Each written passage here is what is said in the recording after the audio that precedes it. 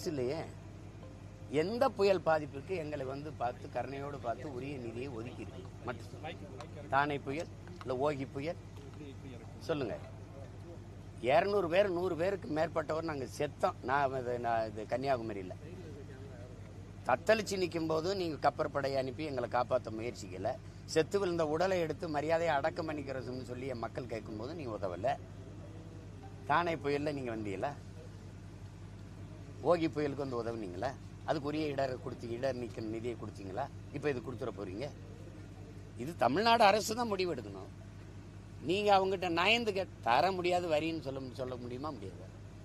எனக்கு போக தான் மிச்சம். உனக்கு மத்திய அரசுக்கு நிதி ஏது?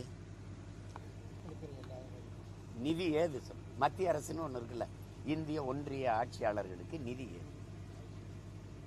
நாங்கள் கொடுக்கறது தானே. மாநிலங்களின் நிதி தானே உங்கள் நிதி.